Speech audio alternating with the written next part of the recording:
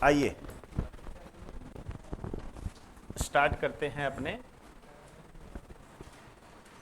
तो अपने अब जो बात करने जा रहे हैं करंट के अंदर, एक कॉरिडोर की बात करने जा रहा हूं, ठीक है ना। अभी अखबारों में आपने कॉरिडोर के बारे में पढ़ा होगा, केसरिया कॉरिडोर, ठीक है। अभी बना नहीं है, अभी उसकी प्रक्रिया चल रही है, लेकिन आपको थोड़ी सी जानकारी होनी चाहिए, ठीक है ना। जैसे एक रेल चली है, ठीक है ना, सबसे ऊंचाई पर रेल J&K के अंदर चिनाब नदी पर, ठीक है ना, रियासी, ठीक है ना, करवाया बताया था आपको सारा। तो इन सब का आपने ध्यान में रखना है और हेडिंग डाल दीजिए केसरिया कॉरिडोर। केसरिया कॉरिडोर हेडिंग डाल दीजिए।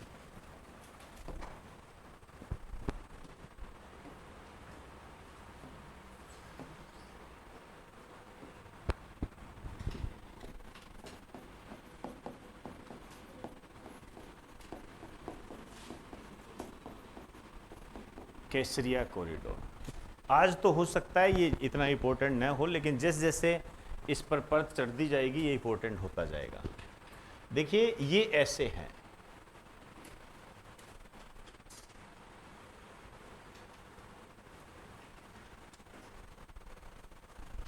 ये प्रायद्वीपीय भारत है, आप जानते हो।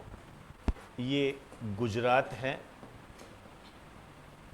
और यहाँ ओडिशा है, ठीक है। ये जो गुजरात है यहां पर आपको मिलेगी द्वारका। द्वारका मिलेगी यहां पर आपको, ठीक है ना। याद कीजिए प्रधानमंत्री नरेंद्र मोदी ने डुबकी लगाई थी यहां पर, आ रहा है नीचे वो पंख लेके गए थे, वो देखो कितना बेहतरीन दृश्य था वो।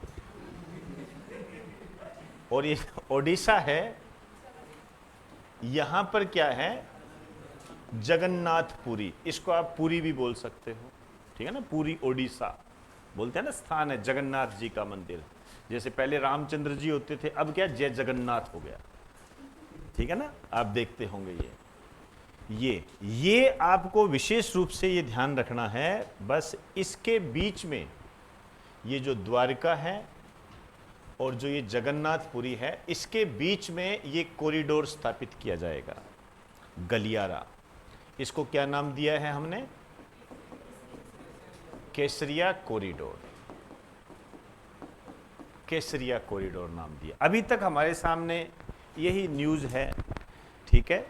और सिंपल सी बात है, जो भी कॉरिडोर होता है, गलियारा बनेगा, जो भी गलियारा बनेगा, इससे क्या होता है, जो भी इसके दायरे के अंदर स्टेट आते हैं, जैसे आप यदि आगे की तरफ जाओगे तो गुजरात आएगा, मध्य प्रदेश आएगा, छत्तीसगढ़ आएगा। अब एक गलियारा है ना, तो सभी को फायदा होगा इसमें।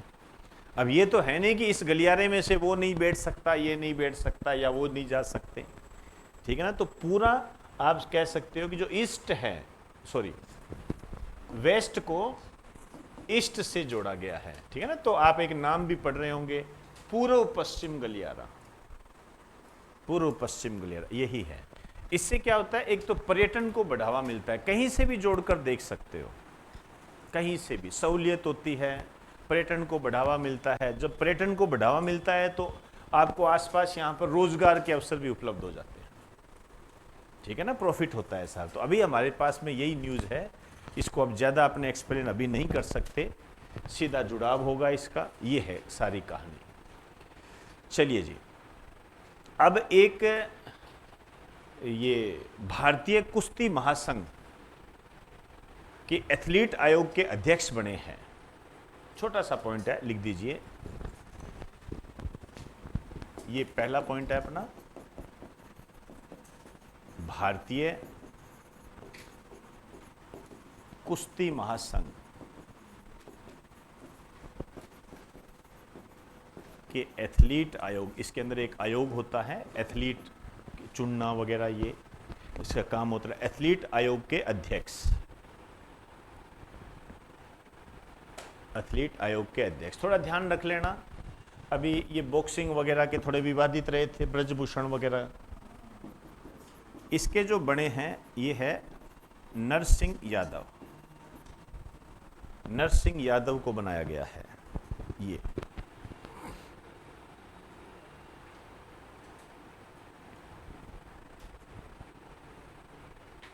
अभी एक जो ये आपका क्या कहते हैं नेपाल है, इसको भारत ने एम्बुलेंस भेंट की है, एम्बुलेंस गिफ्ट में दी है, स्कूल बस भी गिफ्ट में दी है। ये 6-6 महीने के अंदर आने वाले क्वेश्चन है, पूछ ले। अभी हाल ही में भारत ने निम्न में से किसे एम्बुलेंस भेंट की है, स्कूल बस भेंट की है, उपहार की है। तो ये कई बार क्या छोटे छोटे क्वेश्चन बन जाते हैं। तो इसमें लिख दीजिए भारत ने नेपाल को एम्बुलेंस, अब इनकी संख्या वगैरह जानने की ऐसी कोई आवश्यकता नहीं है, वह स्कूल बस गिफ्ट में दी है। भारत ने नेपाल को एम्बुलेंस और स्कूल बस गिफ्ट में दी है।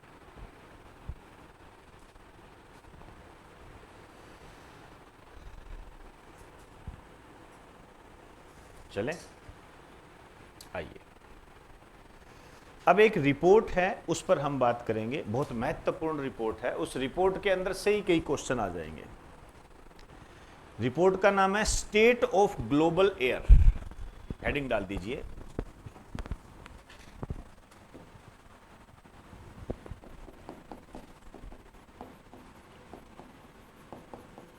State of global air.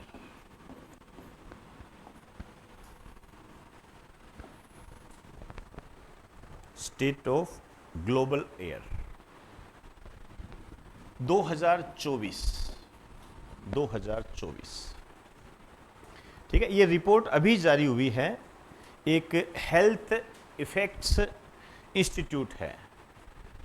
इस रिपोर्ट को जो जारी किया है आप लिख सकते हो जून 2024 में जारी किया है यूनिसेफ ने। यूनिसेफ, ठीक है। और हेल्थ इफेक्ट इंस्टीट्यूट, ये जो हेल्थ इफेक्ट इंस्टीट्यूट है ये एक तरीके से क्या है, सहयोगी है। ठीक है ना, ये सहयोगी है। ठीक है, तो इसमें हेल्थ इफेक्ट इंस्टीट्यूट इतना इंपॉर्टेंट नहीं है। आपको थोड़ी सी जानकारी यूनिसेफ के बारे में होनी चाहिए। ठीक है ना, यूनिसेफ है, यूनेस्को है, इस पे क्या है क्वेश्चन बन जाते हैं कई बार। बेसिकली क्या है, इनका हेड ऑफिस ज़्यादा पूछा जाता है यूनिसेफ का। आइए इसकी बात करते हैं हम। यूएन का मतलब क्या है, यूनाइटेड नेशन। पूरा नाम पढ़ने से क्या होता है, हमें उसके कल्चर के बारे में, उसकी जो क्वालिटी होती है उसके बारे में पता लग जाता है। United Nation international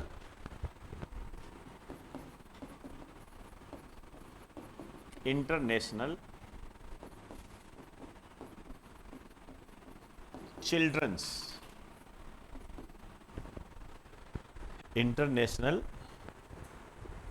children's fund.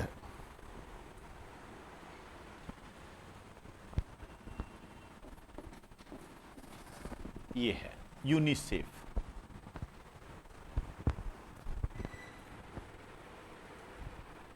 UNICEF स्थापना लिख दीजिए 1946।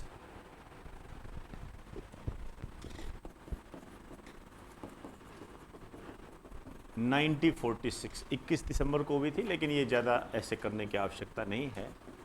मैं सबसे ज़्यादा महत्वपूर्ण मान के चलता हूँ हेड ऑफिस। न्यूयॉर्क इसका हेड ऑफिस है।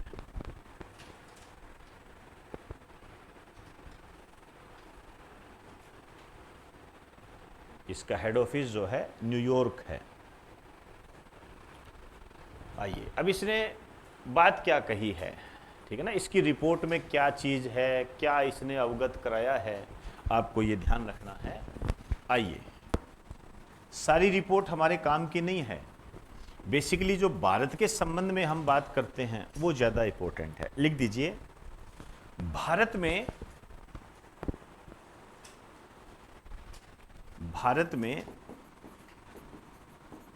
वायु प्रदूषण के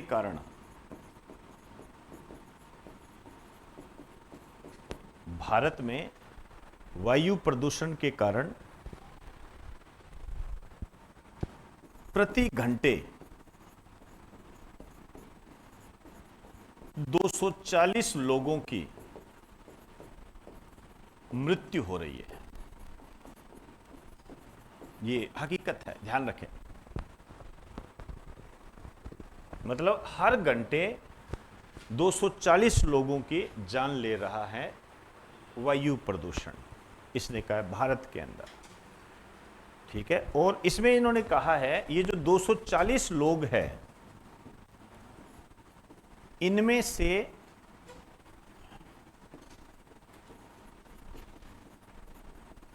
20 बच्चे हैं।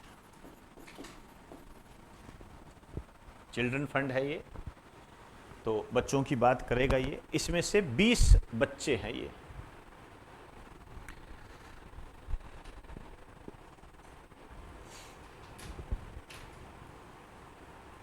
चलें, आइए, एक तो ये भारत के संबंध में आ गया।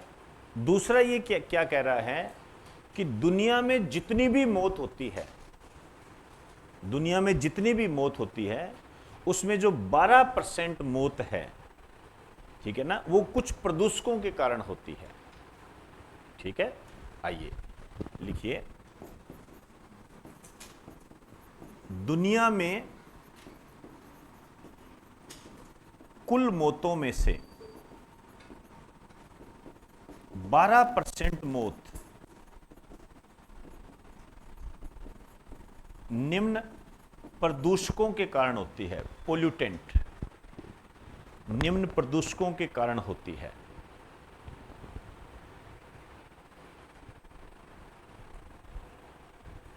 निम्न प्रदूषकों के कारण होती है 12%, ठीक है। 100 में से 12 लोग जो मरेंगे, उसमें जो प्रदूषक इन्होंने बताए हैं, इसमें है PM 2.5, PM 2.5, ठीक। दूसरा है O3, ओजोन, इसके कारण भी है O3। तीसरा है नाइट्रोजन डाइऑक्साइड,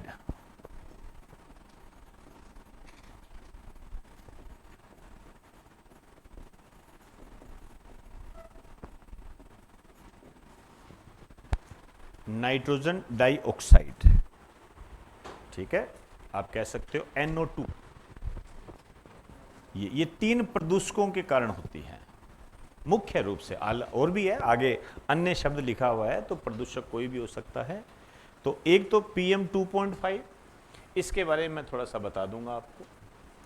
ओजोन है ये धरातल पर भी होती है, और एक ओजोन मंडल भी होता है, वहाँ भी है। पराबैंगनी किरणों से रक्षा करती है, एक हमारे शरीर को नुकसान पहुँचाती है। और नाइट्रोजन डाइऑक्साइड वगैरह है, ये शहरों में जो औद्योगिक धंधे होते हैं, इंडस्ट्रियल सेक्टर जो होता है, वहाँ से ये जो NO2 ये वगैरह निकलते हैं सारे, ये इसके सोर्सेज होते हैं। ये अम्लीय वर्षा के लिए भी जिम्मेदार है, ठीक है। वैसे औद्योगिक क्षेत्रों से निकलने वाली सबसे महत्वपूर्ण गैस जो होती है, वो कौन सी होती है? सल्फर डाइऑक्साइड, ठीक है ना। ये है, ये समझ में आई बात सारी। तो टोटल 12% मौतें जो है, ये इन प्रदूषकों के कारण होती है। अब ये प्रदूषक किसी भी रूप में भी हो सकते हैं, कोई दिक्कत नहीं। एक और है, इसी के नीचे लिखना, इसी के नीचे ऐसे लिखो, लिखिए वायु प्रदूषण के कारण, वायु प्रदूषण ऐसे लिखो, वायु प्रदूषण से होने वाली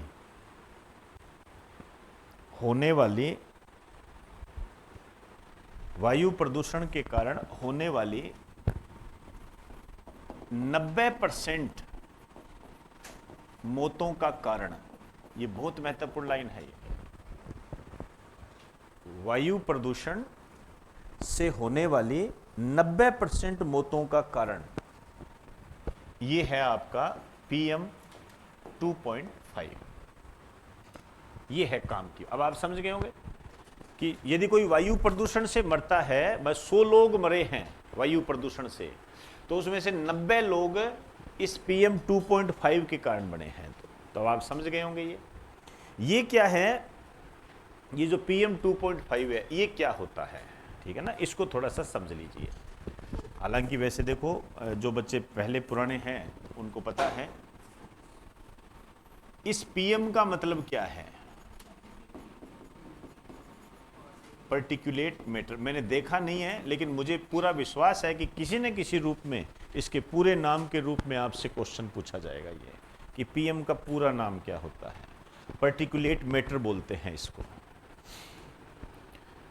पर्टिकुलेट मैटर होता है ये। चलें, अब ये क्या है वास्तव में, क्या है ये आकार है, ठीक ना, क्राइटेरिया है, कणों का आकार है, इसको बोलते हैं माइक्रोमीटर। इसमें लिखिए, ये ऐसे माइक्रो पार्टिकल है, ये ऐसे माइक्रो पार्टिकल है जिनका डायामीटर व्यास, जिनका डायामीटर व्यास 2.5 माइक्रोमीटर से भी कम होता है, माइक्रोमीटर से भी कम होता है, 2.5 माइक्रोमीटर से भी कम होता है। ये ऐसे सूक्ष्म कण हैं जिनका व्यास 2.5 माइक्रोमीटर से भी कम होता है, ठीक है। अब ये इतने छोटे होते हैं कि ये आपका नाक उसको रोक नहीं पाता, बिल्कुल बारीक होते हैं, ठीक है। इसको यदि मैं कहूं कि इसका सोर्सेज क्या है, ठीक है, तो मैंने एक किताब में पढ़ा था इसका सोर्सेज कि टायरों के घिसने से बनने वाले कण, मतलब सड़क पर जो टायर घूमते हैं गाड़ी के साथ, तो उससे टायर जो घिसता है उससे छोटे छोटे कण मिलते हैं, आप उसको नग्न आंखों से देख भी नहीं सकते। ये इतने छोटे होते हैं कि ये आपके सांस के माध्यम से अंदर जाते हैं, ठीक है। थोड़े से बड़े आकार के जो कण होते हैं, ठीक है, उनको तो क्या होता है, हमारा नाक रोक लेता है, ठीक है, हमारा नाक रोक लेता है। जैसे बड़े आकार के कण होंगे, जैसे धुआं उठ रहा है, धुएं में भी ये कण है, ध्यान रखना, धुएं के अंदर भी होते हैं ये कण, लेकिन धुएं के वे कण जिनका आकार 2.5 माइक्रोमीटर से कम है, वो छोटे छोटे कण आपने देखा होगा, धुआं जब उड़ता है पार्टिकल्स दिखाई देते हैं ना, उनका तो आकार बड़ा होता है, ये बहुत छोटे होते हैं।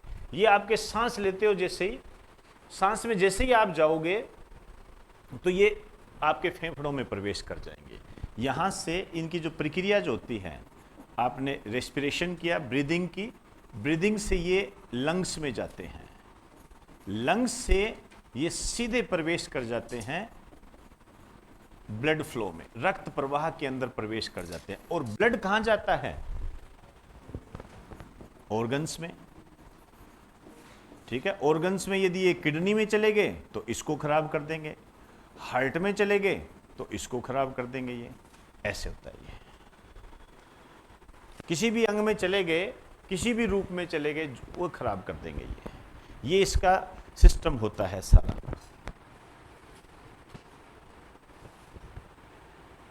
चलें,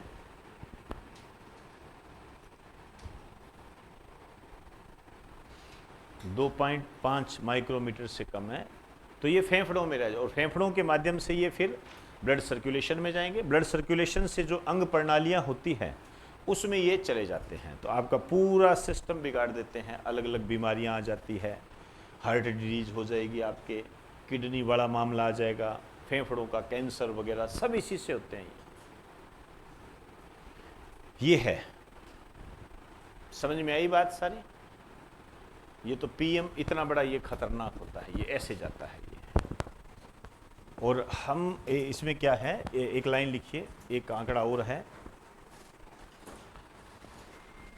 इसका सबसे ज्यादा असर जो है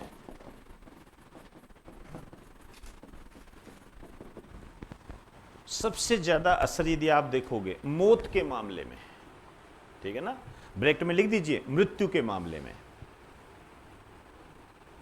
मृत्यु के मामले में।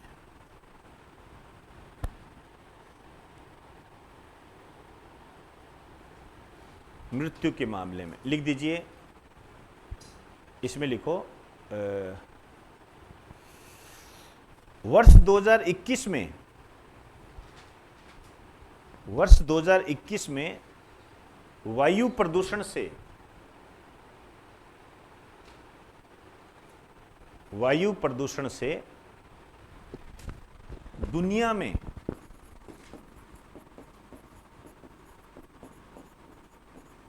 81 लाख मौतें हुई थी, 81 लाख मौतें हुई थी।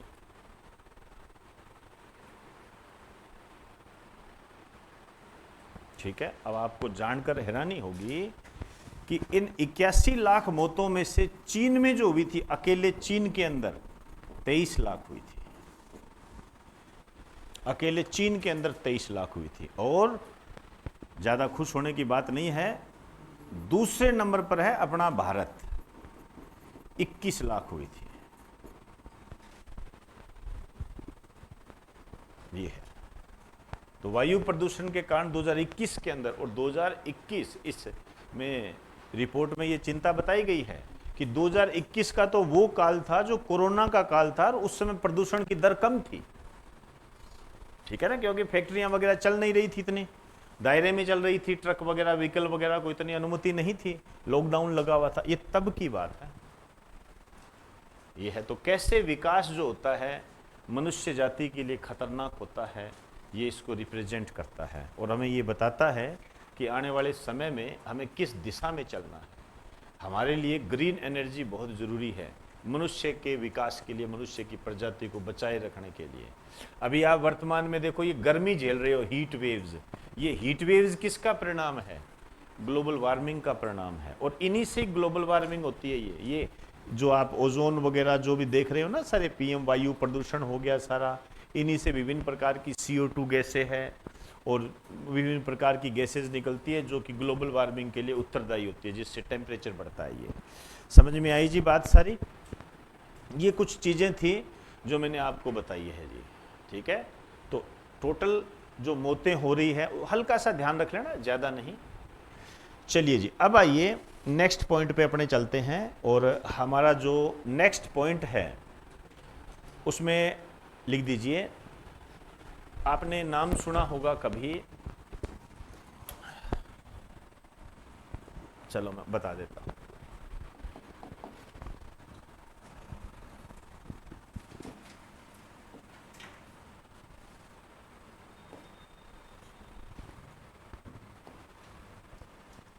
इससे आपको ये भी पता लगेगा कि हमें पढ़ना कैसे है।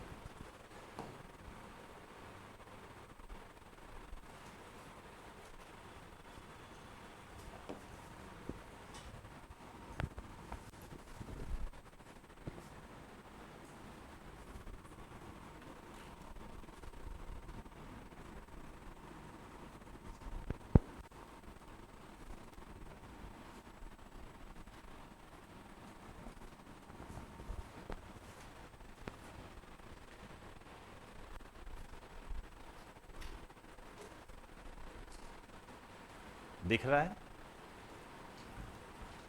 नहीं दिख रहा हो तो आपको जो घर में एटलस पड़ी है उसमें जाके देख लेना। ये रशिया है, ठीक है ना। यहां कौन है? व्लादिमीर पुतिन, यहां के राष्ट्रपति है। ठीक है, इसके नीचे की तरफ जाओगे तो यहां पर आपको ये रेड कलर के अंदर जिसकी सीमा रशिया को स्पर्श कर रही है, जिसकी सीमा चाइना को स्पर्श कर रही है। ठीक है, हालांकि कोरिया के बीच में ये पानी आ जाता है। ये नॉर्थ कोरिया है, यहाँ पर किम जोंग है। ठीक है ना, किम जोंग है ना, जो आलू टाइप में आपको दिखेगा, एक तानाशाह के रूप में उसको जाना जाता है। उसकी नीतियां बिल्कुल सही नहीं है। ठीक है, तो रूस के राष्ट्रपति और किम जोंग आपस में मिले हैं। आप सुनते जाइए क्या चीज हुई है। देखो आदमी कोई भी व्यक्ति होता है किससे किसके साथ किस रूप में मिलता है। ठीक है, खतरनाक तो है ही है, आप जानते ही हो। तो ये दोनों मिले हैं और दोनों में एक समझौता हुआ है। ये जो नॉर्थ कोरिया है ये तो रशिया को क्या देगा, हथियार, गोले, बम, बारूद, क्योंकि यही बनाता है ये। ठीक है, और ये जो रशिया है ये इसको क्या देगा, टेक्नोलॉजी, क्योंकि पढ़ाई लिखाई करते नहीं है ये, बगैर बेमतलब के धंधों में पड़े रहते हैं, तो टेक्नोलॉजी वगैरह इनके पास है नहीं, तो ये टेक्नोलॉजी है। कभी भी आपने नहीं सुना होगा कि उत्तरी कोरिया का इस देश के साथ समझौता हुआ, कभी नहीं सुना होगा। ठीक है ना, क्यों, इसको अलग थलग ही माना जाता है। ये अलग ही टाइप का आदमी है। ठीक है ना, ये इस टाइप का आदमी है कि इसको गुस्सा आ गया ना तो कुछ भी कर सकता है। ये इसको कोई फर्क नहीं पड़ता है कि मैं मरूंगा कि नहीं मरूंगा, ये इस टाइप का है। ठीक है ना, तो ये आपको थोड़ा सा ध्यान रखना है, ज्योग्राफिकल रूप से आपको ध्यान रखना है। आपको पता होना चाहिए कि उत्तरी कोरिया कहाँ है, साउथ कोरिया कहाँ है। ठीक है ना, ये चीज़ें। आइए थोड़ा सा मैप में आप देख लेना अपने तरीके से और लिख दीजिए, रूस व नॉर्थ कोरिया के मध्य समझौता। इनके बीच में जो समझौता हुआ है वो ऐसे लिख दीजिए, रशिया उत्तरी कोरिया। ये रशिया जो है इसको टेक्नोलॉजी वगैरह इस तरीके से देगा और ये इसको वेपन्स देगा, हथियार देगा, जो भी है। दो शब्दों में सारी बात क्लियर हो गई है।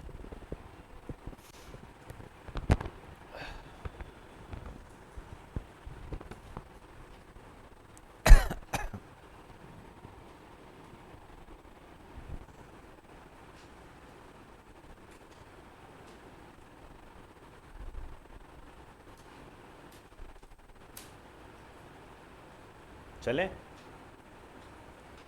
ये है। अब देखिए यहां से आपके क्वेश्चन कैसे उठेंगे, इस पर गौर करें। समझौतों पे क्वेश्चन नहीं आते हैं कभी, समझौते तो आपको समझने के लिए है। ठीक है, आने को आएगा तो कोई ज़्यादा महत्वपूर्ण नहीं बन पाएगा, वो आप कर सकते हो उसको। एक तो इनकी ज्योग्राफी के बारे में आपको पता होना चाहिए। ठीक है ना, तो रशिया वगैरह के बारे में हम खूब पढ़ते हैं, वर्ल्ड ज्योग्राफी में आपको कराया हुआ है कि इसका जो एशियाई भाग होता है उसको हम साइबेरिया बोलते हैं। ठीक है, क्षेत्रफल की दृष्टि से विश्व का सबसे बड़ा देश है ये। ठीक है, ये सब हम जानते हैं। इसकी जो ये आपकी मुद्रा है वो रूबल है। ठीक है ना, इसके जो राष्ट्रपति है व्लादिमीर पुतिन है। पुराने इतिहास की तरफ जब हम देखते हैं तो 1917 में जो विश्व की पहली साम्यवादी क्रांति हुई थी वो लेनिन के नेतृत्व में हुई थी, राजा जार के खिलाफ हुई थी, वो इसी से संबंधित है। आप सब जानते हो।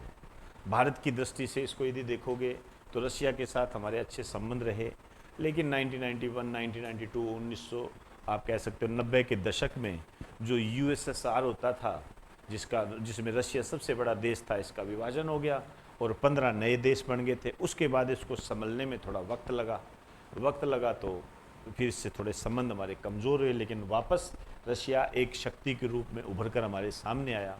और आज यदि हम विश्व परिदृश्य को देखें तो अमेरिका और रशिया के बीच में कोल्ड वार चलती रहती है, लेकिन हमारी विदेश नीति इतनी अच्छी रही है 47 से लेकर 2024 तक कि हम दोनों को ही साथ लेकर चलते हैं।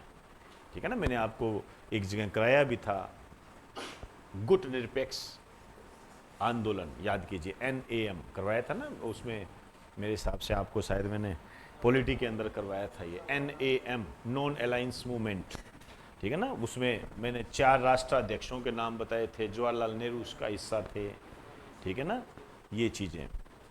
तो वो वाली बात है ये, तो वहाँ हम पढ़ चुके हैं, इसको ज़्यादा करने की ज़रूरत नहीं है। लेकिन इसके बारे में हम थोड़ा कम पढ़ते हैं, कम पढ़ते हैं। तो एक तो आपने क्या करना है, घर पे जाके देखो, ये चीज़ें अब मैं आपको दिया करूँगा, हालांकि पहले भी देता रहा हूँ। ये जो बातें हैं आपको, रशिया आप जानते हो, उत्तरी कोरिया अब चर्चा में आ गया है, इस कारण से थोड़ा सा आपको इसकी लोकेशन के बारे में जानकारी होनी चाहिए, पता होना चाहिए आपको। और ये इसके बगैर काम नहीं चलेगा। हो सकता है आपसे इस टाइप का एक क्वेश्चन बन जाए कि जो उत्तरी कोरिया है ये कौन से महासागर के हैं, महासागर से संबंधित है, ठीक है ना। इस तरीके से कर लें। आपसे पूछा जा सकता है कि हमें बताइए कि जो उत्तरी कोरिया है इसकी राजधानी कौन सी है। क्या है भाई, हाँ वो थोड़ा सा ना, ये मेरे को डर लगता है इन चीज़ों से। नहीं नहीं, वो कोई बात नहीं है, जो बात है वो आपकी तरह झूठ थोड़ी बोलता हूँ मैं। प्योंगयांग इसकी राजधानी है, ठीक है ना। अब ये अपने आप में इंपॉर्टेंट होगी। आइए, और इसमें जो इसके जो प्रमुख है, राष्ट्राध्यक्ष जो है इसके, ये हैं किम जोंग उन। नाम देखो, किम जोंग उन।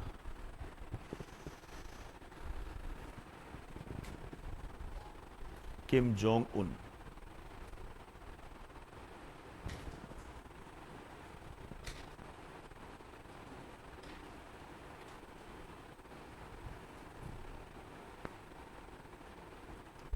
चले, ये है। तो ज्योग्राफिकल वगैरह आपने ध्यान में रखना है। ये जो उत्तरी कोरिया है ये हाइड्रोजन बम का परीक्षण करने वाला 5वां देश है, ठीक है। अब तक का जो नया संविधान है वो इसी देश का संविधान है, उत्तरी कोरिया का संविधान 2016 के अंदर बना था, तो सबसे नया संविधान इसी का ही है। अब यहाँ पर ये समझौता तो ठीक है, हो गया, बढ़िया है, कोई इकोनॉमिक हेल्प करेंगे, टेक्नोलॉजी देंगे, ये इसको गोला बारूद देगा, हथियार देगा, ठीक है। लेकिन यहाँ जो एक बात हुई है कि यदि एक दूसरे के देश पर कोई अटैक करता है तो हम एक दूसरे की सहायता करेंगे। अब इसको यदि आप रूस यूक्रेन के संबंध में देखोगे तो बहुत गंभीर स्थिति आ जाती है हमारे सामने, ठीक है। एक लाइन लिखो, फिर थोड़ा सा मैं आपको समझाता हूँ। लिखिए, दूसरे देश के हमले पर, दूसरे देश के हमले पर एक दूसरे की मदद करेंगे, एक दूसरे की मदद करेंगे, ठीक है। अब आप देखिए, ये जो रशिया है यहां आपको यूक्रेन मिलेगा। यूक्रेन का पक्ष कौन लेता है? अमेरिका। ये रशिया है, ये नॉर्थ कोरिया है, ठीक है। अब जब ये दोनों मिलेंगे तो दिक्कत, क्योंकि नॉर्थ कोरिया और ये जो अमेरिका है इसकी भी नहीं बनती। एक बार डोनाल्ड ट्रंप ने कहा था कि उत्तरी कोरिया पर हम ये हमला कर देंगे, तो इसने कहा था कर लो, कोई बात नहीं, हमारा जो परमाणु बम है वो सीधा न्यूयॉर्क की जद में है, टेंशन ही मत रखो, आप चालू तो करो, खत्म हम कर देंगे। ये था, और ये फेंक भी देता, इसके कोई फर्क नहीं पड़ता है ना, क्या खोना है और क्या पाना है इसने। ये है सारी चीजें, ठीक है ना। और एक इसके बारे में एक और फैक्ट है उत्तरी कोरिया के बारे में, जैसे भारत 15 अगस्त को आज़ाद हुआ था ना, उसी तरीके से ये भी 15 अगस्त को आज़ाद हुआ था। दक्षिण कोरिया वाला, वो दक्षिण कोरिया वाला तो क्वेश्चन ही आ चुका है, 15 अगस्त को आज़ाद हुआ था। एक कांगो वगैरह आज़ाद हुए थे, ये आपको सारी चीज़ें कराई हुई है। बहरीन हुआ था, ठीक है ना, कांगो प्रजातांत्रिक गणराज्य है, बहरीन। एक लिंकटेस्टिन, याद कीजिए, एक छोटा सा देश है, ये भी 15 अगस्त को आज़ाद हुआ था। तो 5 देश थे टोटल, 15 अगस्त को आज़ाद हुए थे ये। चलिए जी, अब आ जाइए। अब ये जो न्यूज़ है छोटी सी, ये राजस्थान के बच्चों के लिए है, और बच्चे चाहे ना लिखें, चाहे लिख दीजिए। राजस्थान के नए मुख्य निर्वाचन अधिकारी, राजस्थान के नए मुख्य निर्वाचन अधिकारी, ये राजस्थान के बच्चों के लिए तो मोस्ट इंपॉर्टेंट है, ठीक है। ये है नवीन महाजन, नवीन महाजन है ये, नवीन महाजन है ये, ठीक है। राजस्थान के बच्चों के लिए इंपॉर्टेंट है ये। चलिए, अब देखिए, हमारे सामने एक न्यूज़ आई है, उस पर हम बात करेंगे, लेकिन वो न्यूज़ इतनी इंपॉर्टेंट नहीं है जितनी उसके अंदर छुपी हुई बात इंपॉर्टेंट है। आइए थोड़ा सा समझिए। देखिए, मैं यहां पर 3 संस्थाओं के बारे में बात कर रहा हूं, 3 संस्थाएं। आप बखूबी इन 3 संस्थाओं को नाम बढ़िया तरीके से जान। ईडी नाम सुना होगा, इन्फोर्समेंट डायरेक्टरेट। एक NIA, नेशनल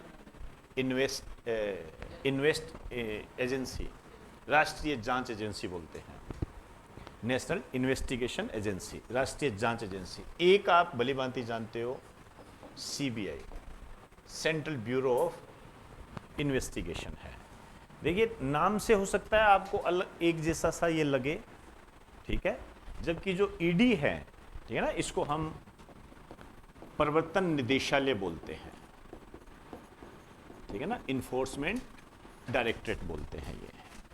ये है, ये जो जांच करती है, ठीक है ना, ये किसकी जांच करती है? ये सभी जांच के लिए, ध्यान रखना, इनको सजा देने का अधिकार नहीं है, ठीक है ना। यदि ये सजा दे पाते तो अरविंद केजरीवाल को लेकर ये कोर्ट में क्यों जाते? दिमाग लगाने वाली बात होती है। ये मैं इसलिए बता रहा हूं, इसमें क्या बोलता है, ये धीरे से एक डाल देता है, इन्हें इतने साल तक की सजा सुनाने का अधिकार होता है। ये कि ईडी 5 साल तक की सजा सुनाने का अधिकार रखती है। अब अपने सोचते हैं यार, इतना नाम चर्चा है, प्रधानमंत्री के नियंत्रण में है, तो कुछ ना कुछ तो होता ही होगा यार। सजा नहीं सुना सकते, ये केवल रिपोर्ट तैयार करते हैं। कहते हैं ना, ईडी ने अपनी रिपोर्ट पेश की कोर्ट के अंदर। ईडी तो ये कहता है हमने जांच की है, ये ऐसे है, प्रूफ देते हैं हम इसको, फैसला तो आप सुनाइए। तो एक आपने नाम सुना होगा, मनी लॉन्ड्रिंग, मनी लॉन्ड्रिंग, ठीक है। मनी लॉन्ड्रिंग की जांच करती है ये मुख्य रूप से। मनी लॉन्ड्रिंग क्या होती है? 2 नंबर का पैसे को 1 नंबर के पैसे में बदलना, मनी लॉन्ड्रिंग की उसकी जांच करती है। भाई 2 नंबर का पैसा था, आपने उसको 1 नंबर में कन्वर्ट कर दिया, जबकि वो होना नहीं चाहिए था। समझे ना बात को? जैसे किसी के पास 1 करोड़ रुपए कैश आ गया, अब वो ऐसा नहीं है कि 1 करोड़ कैश आ गया, आज यदि आपको मैं 100 करोड़ दे दूं तो आप वैसे मार्केट में वैसे खर्च नहीं कर सकते, ठीक है ना। आप कह दो कि जी मैं तो मकान, बिल्डिंग खरीद ली, मकान लेके देखो, दूसरे दिन ही आपके पास आ जाएंगे, हाँ जी आप तो कल वो राकेश मेहरा जी के क्लासेज में कोचिंग कर रहे थे, अभी आप ये बिल्डिंग खरीद रहे हो, कहां से आया पैसा? क्योंकि सारा दर्ज होता है ना, सारी चीजें होती हैं, आपको पता लगता है कितने में खरीदी, रजिस्ट्री होती है, सब होता है। तो ये मनी लॉन्ड्रिंग की जांच करता है। चलिए, लॉन्ड्रिंग, लॉन्ड्रिंग क्या ना, कपड़े कहाँ भेजे हैं? क्या लॉन्ड्री में भेजे हैं? कपड़े साफ करने के लिए आपने लॉन्ड्री में भेजे, तो लॉन्ड्री। मनी को साफ करना, शुद्ध करना, ये है। नेशनल इन्वेस्टिगेशन एजेंसी, राष्ट्रीय जांच एजेंसी, ध्यान रखना ये जो जांच करती है या पता करती है या जो भी काम करती है, ये आतंकवाद से रिलेटेड होता है, आतंकवाद से रिलेटेड होता है, टेररिज्म से संबंधित है ये, है ना, आतंकवाद। 2009 में इसका गठन किया गया था, ठीक है, बाद में बात कर लेंगे, वो कोई दिक्कत नहीं है, लेकिन पहले इसका मर्म समझिए ये क्या है, क्योंकि हम सब क्या है, एक ही चीज मानते हैं सबको, ठीक है। मेन अंतर जो आपको होगा वो इसमें होगा। अब इसकी जो जांच है, ये किसकी जांच करता है? सीबीआई। अंदाजा लगाइए, आसपास आप अखबार पढ़ते हो, पेपर लीक का ही मामला आ गया ना, ठीक है ना, पेपर लीक का आ गया, कोई संगीन अपराध हो गया, उसकी कहते हैं ना कि भंवरी देवी कांड जो हुआ था उसको सीबीआई को सौंपा जाए, इसकी जांच सीबीआई करे। जो संगीन अपराध होते हैं, ठीक है ना, वो केस, भ्रष्टाचार की जांच करता है ये, ठीक है ना, कोई पैसा लेना उसमें भी आ जाता है ये, ठीक है।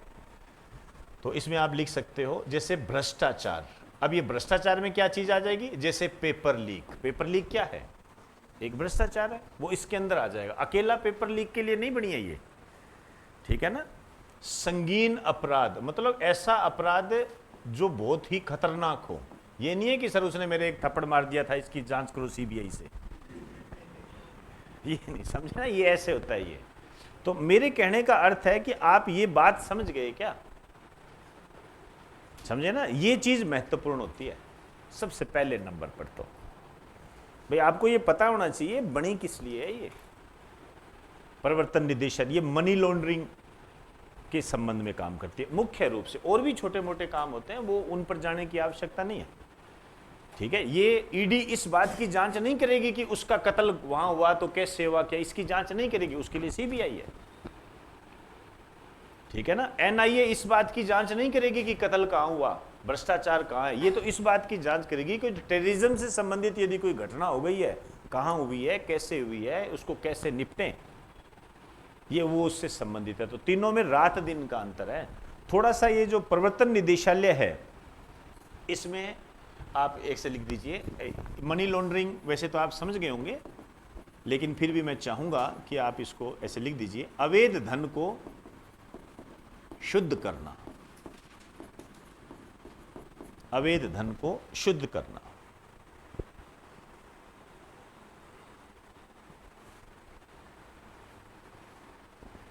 एक और होता है, वो इसी के रिलेटेड है, लिख जाता है,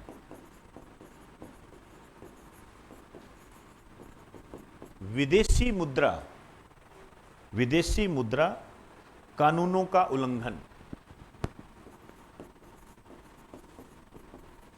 ले दे के इसका संबंध भी कहीं ना कहीं क्या है, ये मनी लॉन्ड्रिंग से ही है, ठीक है ना। आपने विदेशों में जाके कोई कंपनी में पैसा लगा दिया, यहां का पैसा वहां लगा दिया, वहां से डॉलर ले आए, डॉलर को फिर यहां कन्वर्ट करा दिया, आपके खाते में आ गए, शुद्ध हो गया।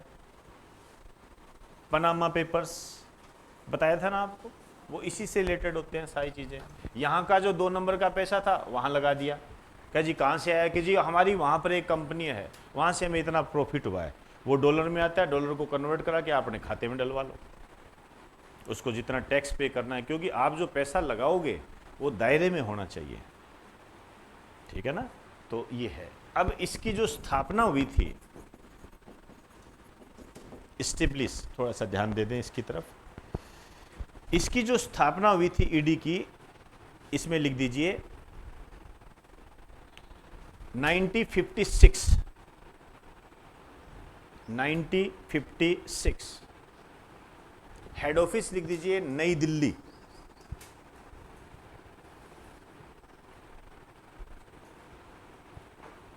नई दिल्ली। इसके डायरेक्टर लिखिए, इसके जो डायरेक्टर है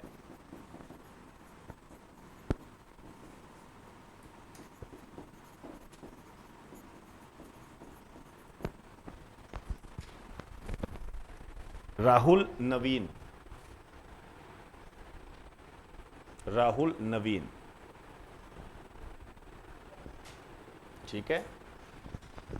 आइए एक लाइन और लिखो, यह है फिनेंस मिनिस्ट्री के,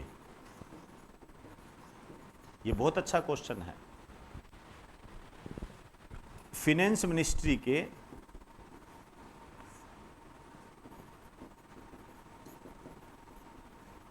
रिवेन्यू डिपार्टमेंट के तहत काम करता है। यह फिनेंस मिनिस्ट्री के रिवेन्यू डिपार्टमेंट के तहत काम करता है, रिवेन्यू डिपार्टमेंट के तहत काम करता है, राजस्व विभाग के तहत काम करता है। ठीक है, चलिए, ये आतंकवाद की जांच करती है एनआईए। इसकी स्थापना लिख दीजिए 2009 के अंदर, 2009 मुंबई में ताज होटल पर जब हमला हुआ था ना, उसके बाद इसका गठन किया गया था। ठीक है ना, तो इसका जो हेड ऑफिस है लिख दीजिए, एनआईए का जो हेड ऑफिस है लिख दीजिए नई दिल्ली।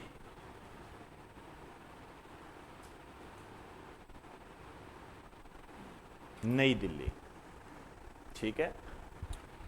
फिर लिखिए अध्यक्ष या डायरेक्टर जनरल कह दीजिए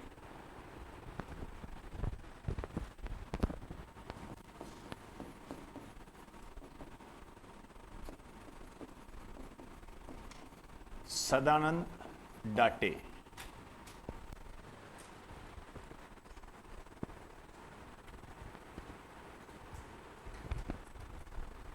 सदानंद डाटे। चलिए, अब मेरा आपसे एक क्वेश्चन है, यदि मैं आपसे एक सवाल करूं, मैं आपसे ये कहूं कि मुझे इस सवाल का जवाब दो कि जो राष्ट्रीय इन्वेस्टिगेशन एजेंसी है, राष्ट्रीय जांच एजेंसी जो है, ये किस मिनिस्ट्री के तहत काम करेगी? आपको क्या अंदाजा लगता है इसके? गृह मंत्रालय, ठीक है ना। सुरक्षा से संबंधित जो भी मामला होता है ना, वो होम मिनिस्ट्री के तहत आता है। लिख दीजिए गृह मंत्रालय।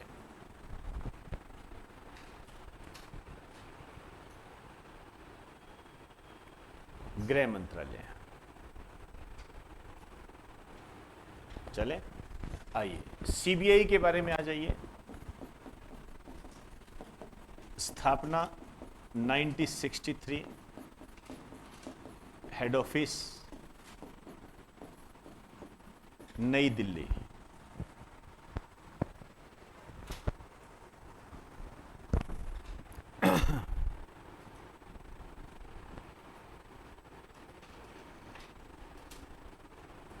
डायरेक्टर जनरल,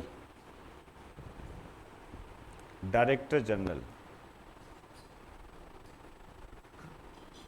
परवीन सूद, इसके जो डायरेक्टर जनरल हैं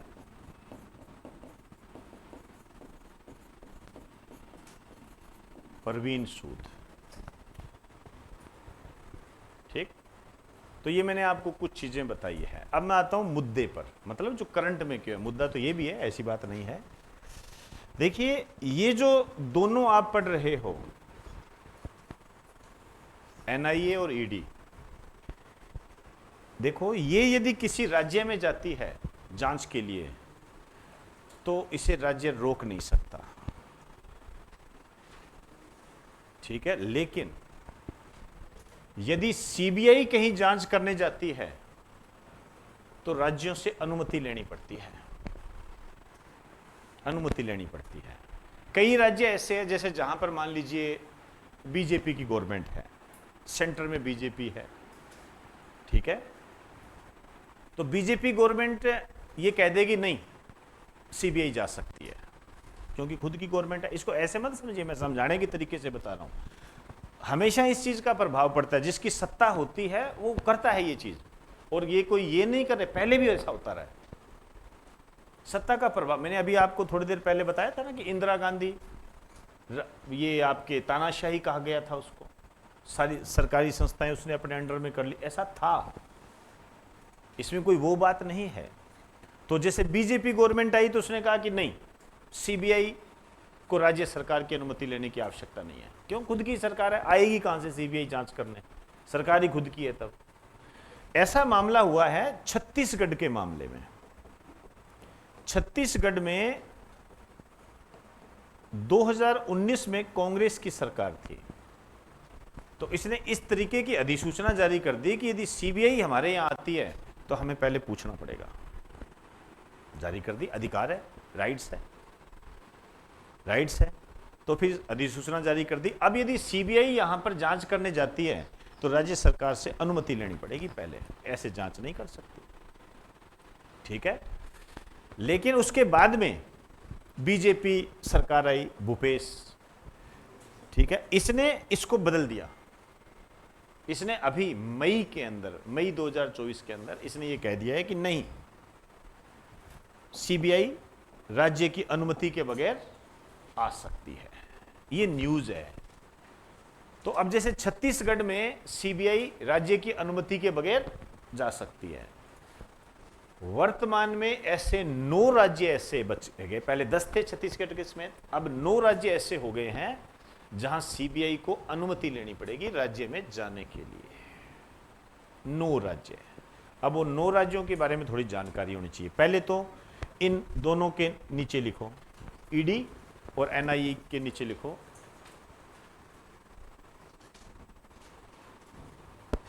लिखिए, इन दोनों को जांच के संबंध में, इन दोनों को जांच के संबंध में, इन दोनों को जांच के संबंध में राज्य सरकार की अनुमति की आवश्यकता नहीं है। इन दोनों को जांच के संबंध में राज्य सरकार की अनुमति की आवश्यकता नहीं है।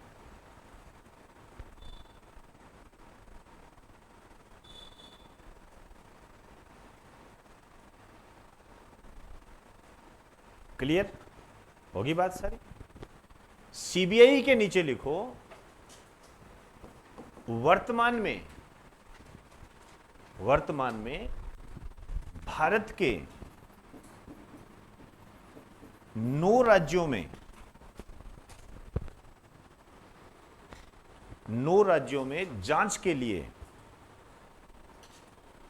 9 राज्यों में जांच के लिए इसे राज्य सरकार की अनुमति लेनी होती है। इसे राज्य सरकार की अनुमति लेनी होती है।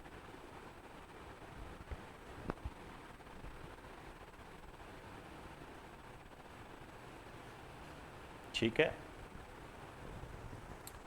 तो वैसे तो आपके सामने है सारी चीजें, आराम से बता सकते हो कौन कौन से होंगे।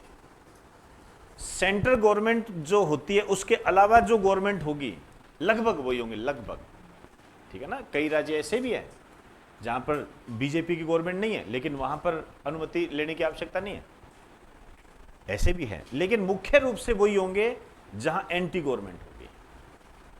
तो लग जाओ। अभी वर्तमान में यदि अपने बात करें, जैसे राजस्थान है कि नहीं, राजस्थान है इसके अंदर, अभी तो सरकार बनी है, इससे पहले कांग्रेस की थी। छत्तीसगढ़ में यही खेल तो समझाया आपको। इससे पहले कांग्रेस थी तो अनुमति लेनी पड़ती थी, बीजेपी आ गई, अनुमति लेने की आवश्यकता नहीं। अभी तो सरकार बनी है, अभी तो हनीमून चल रहा है। आप क्या बात करते हो आप? लिखो। बहुत गंदा वर्ड यूज किया था एक बार एक नेता ने कि सरकार बन गई थी, सेंट्रल गवर्नमेंट का था वो, हमें बड़ा अजीब सा लगा था। तो सरकार बन गई थी, अच्छे बहुमत से बनी थी, तो कहा जी सरकार काम कब कर रही है? तो सरकार, उस मंत्री ने क्या कहा, अभी तो हमारा हनीमून पीरियड चल रहा है।